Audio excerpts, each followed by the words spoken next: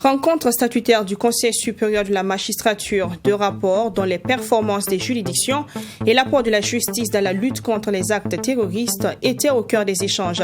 Les travaux étaient présidés par le chef de l'État, les images en début d'édition. Suite à l'attaque de Inatar dans le Sahel, la représentation nationale a rendu visite aux blessés de guerre logés au camp Sangoulé-Lamizana et au centre de santé du camp Paspanga. Une visite pour reconforter les blessés et encourager les FDS de façon générale. Et puis en Ouganda, double attentat suicide mardi dernier. La police, dans le début de ses enquêtes, a annoncé avoir abattu 5 suspects et arrêté 21 personnes. Nous en parlons plus amplement en fin de journal. Bonjour à toutes et à tous, bienvenue à ce 6e rendez-vous de 13h sur True TV. Sous la présidence du chef de l'État, la rencontre statutaire du Conseil supérieur de la magistrature, CSM, s'est tenue hier dans la matinée.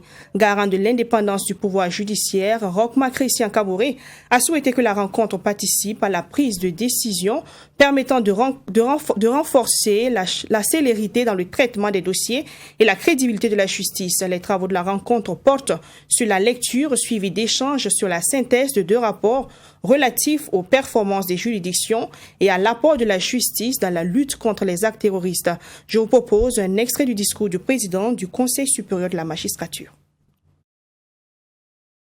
Si le contexte terroriste ainsi visé crée des contraintes multiformes à diverses échelles de la vie de la nation, celles-ci apparaissent encore plus accrues à votre niveau en raison justement de votre statut. Malgré les dites contraintes, vous avez tenu à ce que la Constitution de notre pays soit respectée et que la rencontre se tienne cette année dans le délai prévu par l'article 131 précité, qui est ainsi libellé. Je cite, « Le président du FASO est garant de l'indépendance du pouvoir judiciaire. En cette qualité, il préside chaque année, au cours du mois de novembre, une rencontre avec les membres du Conseil supérieur de la magistrature pour discuter des questions en rapport avec le renforcement de l'indépendance du pouvoir judiciaire. Une rencontre extraordinaire peut toujours être tenue le cas échéant.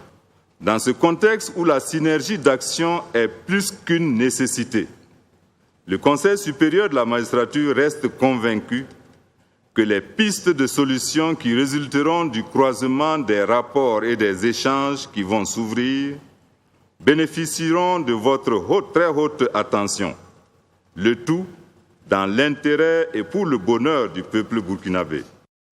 Je vous le disais en titre, le président de l'Assemblée nationale au chevet des blessés de guerre logés au camp Sangoulé-Lamizana et au camp de santé du camp Paspanga.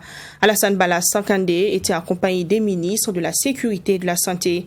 Leur sortie hier vendredi visait à prendre des nouvelles de l'état de santé des blessés et leur témoigner la compassion de toute la nation. Sénata Siri. La représentation nationale au chevet des blessés de guerre. Alassane Bala Sakande et sa délégation dit être venus apporter un réconfort moral à ces soldats blessés lors du dernier drame qu'a subi le détachement militaire d'Inata dans la nuit du 14 novembre et aux blessés des attaques de Toeni et de Barsalogo. Une manière pour eux de leur témoigner le soutien de l'Assemblée nationale et celui de la nation burkinabé tout entière. C'est le centre médical militaire Sangoulé-Lamizana qui a d'abord reçu la visite de la délégation. Ici, ce sont environ 95% des blessés de guerre qui sont pris en charge, selon les premiers responsables. Chambre par chambre, le président Alassane Bala Sakande a salué le courage de ses malades tout en leur réitérant sa compassion. À la suite du centre médical militaire Aboubakar Sangoulé-Lamizana, cap a été mis sur le centre de santé du camp Paspanga, où est prise en charge les victimes ayant subi un choc psychologique. Nous avons estimé qu'il était de bon ton déjà de passer nous enquérir de l'état de santé de ces valeureux fils et filles qui sont blessés, physiquement et même psychologiquement pour notre nation. Il était important que nous soyons témoins oculaires de leur situation et des conditions dans lesquelles aussi ces gens sont soignés. Nous avons également dit aux hommes que nous avons visités, que nous avons rendu visite ce matin, que nous allons incessamment revenir vers eux pour des échanges francs. Autant nous allons échanger avec la hiérarchie à part, autant nous allons échanger avec les hommes et les hommes uniquement à part, pour savoir quels sont les problèmes, pour qu'ensemble nous puissions trouver les solutions et pouvoir les mettre en œuvre. Selon le directeur central du service de santé des armées, le centre médical Sangoulé Lamizana et l'infirmerie du camp Paspanga accueillent respectivement 29 blessés en chirurgie et 32 blessés psychologiques.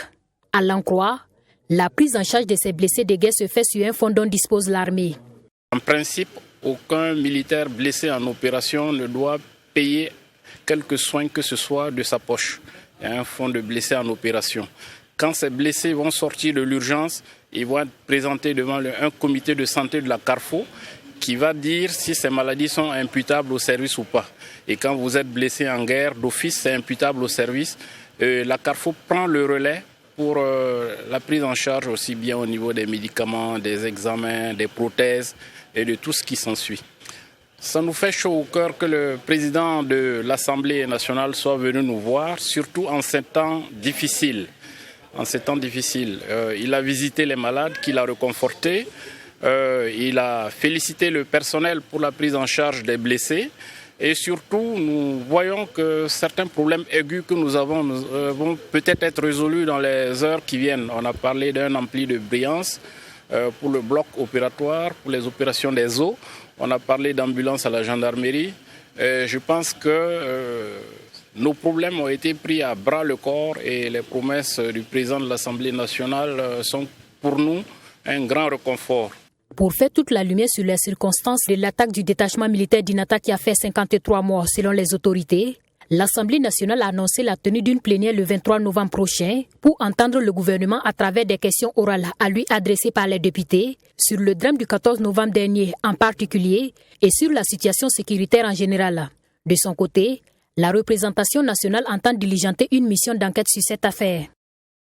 Le chef de file de l'opposition politique, Edi Komboyego, a reçu en audience le mouvement populaire Sauvons le Burkina Faso, rencontre qui a eu lieu le jeudi 18 novembre. Objectif, présenter le mouvement et les différentes activités qu'il compte mener pour rétablir la sécurité au Burkina Faso. Au nombre de ces activités, la marche sur toute l'étendue du territoire national prévue pour le 27 novembre 2021. Bérangé Zambelongo et Serge Kabouré. La marche prévue pour ce 27 novembre est une étape majeure pour le mouvement populaire Sauvons le Burkina Faso. Les responsables de la dite société civile ont demandé le soutien au chef de file de l'opposition politique, Edi Komboyego. Selon Hervé Ouattara, cette marche se veut un moyen pour interpeller le pouvoir en place sur la nécessité de trouver une solution urgente à la situation sécuritaire. Le 27 déjà, nous avons demandé à tous nos militants, partout où ils se trouvent dans toutes les provinces de Burkina Faso, dans les secteurs de Ouagadougou, à Bobo-Dioulasso, à se mobiliser, à se tenir prêts pour, la grande mobilisation du 27. Et ce soir, nous sommes venus nous adresser au chef de file de l'opposition pour non seulement lui signifier les différentes activités que nous avons entreprises et qui vont se dérouler, bien sûr, sur l'étendue du territoire national, mais également lever un certain nombre de zones d'ombre. L'air est à l'unité et qu'ensemble, le 27, nous devons réaffirmer notre ras-le-bol face à la souffrance de notre peuple, face à l'assassinat du peuple burkinabé. Au sortir de cette audience, Edi Komboyego a réaffirmé sa disponibilité à soutenir la lutte de ce mouvement qui, selon lui, est noble et justifié au regard de la crise sécuritaire qui prévaut. Mais nous sommes une institution. Ils sont venus nous dire qu'ils engagent une marche pour le 27. Prenons note. Et tant que c'est pour ramener les gouvernants, à ramener la paix, interpeller les gouvernants, à amener la paix au Burkina, nous sommes de leur côté. Nous sommes du côté de ceux qui veulent la paix au Burkina Faso. Nous sommes du côté du peuple burkinabé. Ils le disent, et il y a des slogans qui sont lancés. Ils appellent le président Kaboré de démissionner. C'est leur droit le plus absolu. Si la solution passe par la démission du président Kaboré, eh bien, qu'il en soit ainsi. Notons que le mouvement Sauvons le Burkina Faso, selon ses premiers responsables, compte en son sein plus de 200 organisations de la société civile et son objectif est d'œuvrer pour un retour de la paix au Burkina Faso. L'Association citoyenne du Faso, SIFA, annonce une assemblée générale le 28 novembre prochain. Cette rencontre va porter sur les questions du chômage des jeunes, du terrorisme et l'action du gouvernement. Elle va réunir les participants au Palais des Sports de Ouaga 2000. La SIFA a invité la presse jeudi dernier pour en parler. Toutes les précisions dans ce compte-rendu. Depuis 2016, la situation sécuritaire se dégrade au Burkina Faso avec plusieurs attaques terroristes contre l'armée et les civils. Cette crise sécuritaire a atteint la quasi-totalité du territoire burkinabé, occasionnant une vague importante de déplacés internes, selon le secrétaire général de l'Association citoyenne du Faso, SIFA. Parlant de la situation actuelle, c'est la question de crise sécuritaire où certains acteurs politiques se cachent derrière et envoient la jeunesse sur le terrain à sortir. D'autres qui parlent de réclamer le départ du président Roch Kaboré, également ceux qui demandent le départ de l'armée française. Nous, notre association, c'est juste parler de ne pas peut-être dire aux jeunes aujourd'hui burkinabés qui sont dans la rue, de ne pas écouter les politiciens commettre des erreurs qui vont peut-être envoyer le pays à un chaos total. Pour mieux faire face à cette situation, Florent Neya invite la jeunesse burkinabé à l'union et surtout à ne pas se tromper de cible. Le SIFA prévoit tenir une assemblée générale le 28 novembre prochain. Ce cadre d'échange va permettre, selon lui, de dégager des solutions afin de pallier un tant soit peu le problème de chômage au Burkina Faso. Concernant l'assemblée générale du 28 novembre au Palais des Sports, il faut noter que notre association a beaucoup œuvré pour rassembler la jeunesse autour d'une table ronde, c'est-à-dire de dégager des propositions qui rentrent dans le cadre du développement de notre pays.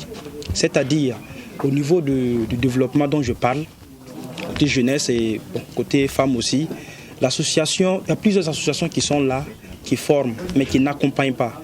Même au niveau sur le plan national, l'État aussi forme souvent, mais il n'arrive pas à accompagner les femmes, les jeunes. Mais notre association a pour politique de d'abord former les jeunes, les femmes et aussi les accompagner financièrement. Notons que l'Association citoyenne du Faso SIFA est une organisation de la société civile à but non lucratif qui œuvre pour l'insertion professionnelle de la jeunesse burkinabé. Le mouvement de la libération, qui regroupe des membres de coordination des associations de la société civile et des personnes morales, était en conférence de presse jeudi également. À ce rendez-vous avec la presse, ils ont évoqué la question de la situation sécuritaire dégradante au Burkina Faso. Le mouvement dit joindre sa voix à celle de tous ceux qui appellent à la démission du président du Faso. Et à cet effet, ils prendront part à la marche pacifique de protestation prévue le 27 novembre prochain. Yassine Sawatko. Le mouvement de la libération peint en noir la gestion du Burkina Faso par les pouvoirs actuels. Et la question sécuritaire vient s'ajouter au ras-le-bol de la population. Selon les conférenciers du jour, l'attaque de Inatan, qui a fait officiellement 49 gendarmes et 4 civils tombés, montre le chèque du président Roch Christian Kaboré. La cohésion sociale disloquée, la paix est devenue une ressource rare. Nos FDF qui restent 2 semaines au front, sans nourriture, jusqu'à être lâchement tués, le ventre vide. Le tâtonnement de la gouvernance actuelle a atteint son summum. Nous, coordination des associations de la société civile organisée en mouvement, dénommé le mouvement de la libération. Je répète, le mouvement de la libération de notre Faso. Prenons acte de l'échec du président Roch Christian Kaboré, conformément à son serment. Au regard des différentes crises qui sévissent, le mouvement de la libération réclame la démission du président du Faso. C'est amer, rien ne fonctionne. Donc nous trouvons qu'en démocratie, le président est élu par le peuple. S'il n'arrive pas à résoudre les problèmes du peuple, il doit rendre le tablier. Et nous pensons que la solution actuellement, c'est le départ sans condition du président Kaboré. Les conférenciers accusent le chef de file de l'opposition politique burkinabé d'être complice de tout ce qui se passe avec le pouvoir actuel. Ils disent ne pas se reconnaître dans cette opposition. Au moment où il est chef de file de l'opposition, nous ne composerons jamais avec lui. Et je vous dirais qu'il y aura un cadre de concertation parce que le CFOP ne se focalise pas sur la personnalité de Edi Kombero comme il tente de le faire savoir. C'est toute une composition des chefs de parti et des partis. Et parmi le CFOP là, il y a des gens crédibles comme le docteur Ablassé Ouedraogo, comme Gilbert Ouedraogo et autres, et les Taïrou Bari. S'ils ont cette intelligence et cette courage, comme nous l'avons fait à l'interne même du CDP en dénonçant le complot du président Edi avec le MPP, ils se démarquent de Edi. Nous travaillerons avec plaisir avec ces gens-là. Le mouvement de la libération dit joindre sa voix à celle de tous ceux qui prônent la démission du président du Faso et lance pour l'occasion un appel à une marche pacifique de protestation le 27 novembre prochain. 14e session du dialogue politique entre le Burkina Faso et l'Union européenne sous la coprésidence du ministre en charge des Affaires étrangères et l'ambassadeur de l'Union européenne. À cette 14e session, le dialogue portait sur des sujets d'actualité, sécurité, réconciliation nationale, situation humanitaire. L'Union européenne a réitéré son engagement à accompagner le Burkina Faso face à ces défis du moment, dont la restauration d'un climat de paix. Mamidriana Kamabou. Les différentes attaques que subissent les populations du Nord, du Sahel, du centre-nord et de l'Est ont provoqué des exodes de population selon un rapport publié par le Bureau de la coordination des affaires humanitaires des Nations Unies OCHA. À cette 14e session du dialogue politique entre le Burkina Faso et l'Union européenne, la situation sécuritaire qui endeuille les Burkinabés était au cœur de cette rencontre. Et au-delà de la crise sécuritaire, la question humanitaire était à l'ordre du jour de cette session car les données montrent que 2,2 millions de personnes au Burkina Faso ont besoin d'assistance humanitaire. Nous allons bien entendu, vous l'imaginez assez aisément, parler de la situation sécuritaire au Burkina Faso. Comme vous savez, sur ce volet-là, l'Union européenne prise globalement, mais également les États qui la composent sont des partenaires très importants pour le Burkina Faso dans ce domaine-là. Nous allons parler également de la cohésion sociale et également des questions humanitaires. Et à ce niveau également, l'Union européenne et ses États membres sont des partenaires très importants. Outre ces préoccupations, les échanges ont été également portés sur d'autres points essentiels, notamment le processus de réconciliation nationale et la question du développement. L'Union européenne dit rester pleinement mobilisée pour soutenir le Burkina Faso sur la voie de la stabilité et du développement. Nous allons aussi participer évidemment à la table ronde à Bruxelles début décembre où le gouvernement va présenter le nouveau plan de développement pour les années à venir.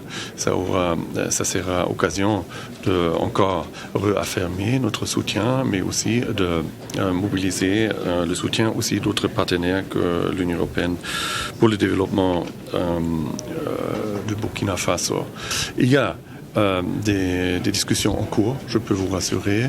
On a déjà pas mal d'actions qui sont entamées et je répète, nous sommes prêts de encore renforcer nos activités. Le dialogue politique est une disposition de l'accord de partenariat entre les États membres du groupe des États d'Afrique, des Caraïbes, du Pacifique et de la communauté européenne. Cette 14e session du dialogue offre l'occasion pour ces deux parties prenantes de dresser le bilan des avancées de leur coopération et de mettre en exergue les acquis et de relever les difficultés à résorber. Procès à faire contrebande aggravée de carburant. Jeudi dernier, 5 prévenus étaient à la barre, poursuivis pour la plupart pour complicité de contrebande aggravée de carburant et recel de carburant. Ils ont rejeté les accusations qui pèsent sur eux, alors que le contenu des procès-verbaux de l'enquête préliminaire dit tout autre chose. Je vous propose les explications avec Maxime Bambara. Aliassou Tinégré est commerçant et collaborateur de Dialga Karim dans l'affaire contrebande aggravée de carburant. Gérant de dépôt, le prévenu a affirmé à la barre ne pas vendre du carburant, niant de ce fait ne pas savoir que le carburant qu'il gérait était de la contrebande. À l'en croire, son dépôt était alimenté par des poids lourds de 10 tonnes. Et le procureur de lui poser la question de savoir si les véhicules poids lourds étaient faits pour transporter du carburant. Non, répond le prévenu qui souligne qu'il y a une différence entre une citerne et un véhicule de 10 tonnes. La citerne étant conçue selon lui pour transporter du carburant et ravitailler les stations et les véhicules 10 tonnes étant fabriqués pour transporter des barriques pour la vente en détail. À la question du parquet de savoir si le prévenu est instruit, ce dernier répond par l'affirmatif et précise qu'il a le niveau terminal. Le président du tribunal lui demande alors de faire l'effort de parler en français et se passer de l'interprète. Sur insistance du conseil du prévenu pour que son client continue à mourir, ce dernier est interpellé par le procureur à ne pas encourager la médiocrité et à ne pas insulter le système éducatif. Pour le procureur, un élève du niveau terminal devrait normalement pouvoir s'exprimer en français. À la suite de Aliassou Tinégré, Ablassi Dipama, poursuivi pour complicité de contrebande aggravée de carburant, ne reconnaît pas les faits à lui reprocher. Il affirme tout de même acheter du carburant avec Dialga Karim à Minasem vers Zorgo pour revendre ensuite en détail. Selon ses explications, son carburant est commandé en barriques de 200 litres et transfusé ensuite dans des bouteilles pour la vente. Pour lui, son entrepôt situé à Dassasgo ne présente aucun risque d'incendie. Mieux, il affirme aux dépens du procureur que son carburant ne peut pas prendre feu. Le procureur, visiblement choqué par la réponse du prévenu, lui signifie qu'il est taré. Sinon, un homme normal sait que le carburant est un liquide inflammable. Dans la suite de son audition, Ablassi Dipama informe le tribunal qu'il a perdu sa femme le 3 novembre dernier et que ses enfants qui étaient à la charge de leur défunte mère, lui étant détenu à la Mako, se retrouve désormais seul. Le président du tribunal a présenté ses condoléances aux prévenus avant de poursuivre l'audition sur la question du recel de carburant. Abdul Latif Koutou, poursuivi pour complicité de contrebande aggravée, affirme être associé de M. Dialga Karim, mais ne sait pas que ce dernier fait dans la contrebande. Les deux associés ont ouvert une station le 7 juillet 2020. Abdul Latif Koutou dit avoir injecté plus de 100 millions de francs CFA pour l'ouverture de cette station. Je ne vais pas vous mentir que je ne connais pas de douaniers. J'en connais beaucoup, mais je n'ai jamais fait appel à un douanier pour aider Dialga Karim, a juré Abdul Latif Koutou répondant à une question du procureur. Le procureur demande alors au prévenu s'il a une fois aidé un douanier en démêlé avec la justice. Non, répond le prévenu. Appelé à rejoindre son associé à la barre, Dialga Karim explique qu'il connaît bien M. Koutou, mais que ce dernier ne savait pas tout de ses activités. Voulez-vous dire que votre ami et frère Abdul Latif Koutou ne savait pas de quoi vous vivez? Demande le procureur à M. Dialga et ce dernier d'indiquer que son associé ne pouvait pas savoir qu'il est dans la contrebande. Je suis dans la contrebande depuis 2018, a indiqué Dialga Karim. 2018, vous? Réplique le procureur, visiblement étonné de la réponse du prévenu et interrompt son interrogatoire. Revenant à Abdul Latif Koutou, ce dernier jure la main sur le cœur qu'il ne sait pas que son ami et frère Dialga Karim fait dans la contrebande. Kassoum Kompaoré et Oumar Nikiema sont les deux autres prévenus auditionnés ce jeudi 18 novembre. L'audience suspendue 2 fois reprendra ce vendredi 19 novembre avec l'audition des autres prévenus. Voilà un reportage signé Maxime Jean-Eudes Bambara. Ouganda, un double attentat suicide a fait au moins 4 morts et 32 blessés mardi dans le centre de Kampala, la capitale de l'Ouganda, déjà théâtre récemment de 2 attaques à la bombe. Ce double attentat suicide a été revendiqué par l'organisation djihadiste État islamique. 48 heures après, la police locale a annoncé avoir abattu 5 suspects et arrêté 21 personnes. La police ougandaise a annoncé avoir abattu 5 suspects et arrêté 21 personnes en lien avec le double attentat suicide revendiqué par l'État islamique. Jeudi, au cours d'une fusillade dans l'ouest du pays, des agents de la brigade antiterroriste ont tué 4 suspects à Ntoroko, d'où ils retournaient en RDC, a indiqué le porte-parole de la police. Un autre suspect a été abattu près de la capitale alors qu'il tentait d'échapper à son arrestation. Selon le porte-parole, il serait l'un des responsables du réveil des cellules terroristes à Kampala. Quant aux 21 personnes arrêtées, il s'agirait d'agents opérationnels, de coordinateurs et d'argentiers d'activités terroristes. Mardi, les 2 attentats suicides perpétrés par 3 kamikazes ont tué 4 personnes et fait de nombreux blessés à Kampala. La police a attribué ces attaques à un groupe local lié aux forces démocratiques alliées et l'État islamique a revendiqué les attentats. Dans l'actualité sportive, nous allons à la rencontre de l'international burkinabé Charles Kabouré. Libre depuis juin dernier et en fin de son contrat avec le Dynamo, les talents observent encore l'évolution du football burkinabé. Entre la célébration de sa 100e sélection et la semi-retraite dans laquelle il est plongé, Charles Kabouré revient sur son parcours en club et en équipe nationale. C'est dans cet élément signé Bessongré, John William Somda. Véritable légende vivante des étalons du Burkina Faso, Charles Kabouré est quelque peu en retrait de l'équipe nationale ces derniers mois.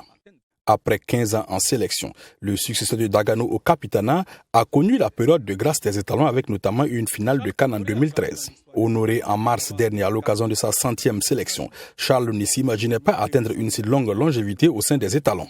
Non, à 100% non. Sans sélection, c'était même pas envisageable pour moi parce que je ne comptais pas durer autant, parce que c'est épuisant tout le temps de se faire mal à la tête. Le football, c'est un plaisir. Dès l'instant où tu prends plus de plaisir, ça ne sert à rien. À vrai dire, le plaisir que j'ai pris en équipe nationale, c'est 2013. Et 2013, quand on a eu ce beau parcours et avec beaucoup d'engagement et beaucoup de solidarité, et je ne pensais jamais que je pouvais arrivé aux 100 matchs. De l'AS Sonabel au Dynamo Moscou, en passant par l'Olympique de Marseille à Krasnodar, Charles a connu une longue carrière. Champion de France en 2010, triple vainqueur de la Coupe de la Ligue française, Capi, comme l'appellent les intimes, possède l'une des plus belles carrières qu'un footballeur burkinabé ait vécu. Un parcours que le semi-retraité ne regrette absolument pas. Bien, positif. Parce que au début, je ne pensais même pas que j'allais aller aussi loin. J'avais des ambitions. Et le football même n'était pas ma priorité au début. Au début, c'était m'amuser avec mes potes, mes amis d'enfance, jouer les 2 contre 2, jouer les petits tournois pour me faire un petit nom. Mais bon, c'était un plaisir personnel. Et au fur et à mesure qu'on avançait, ça montait.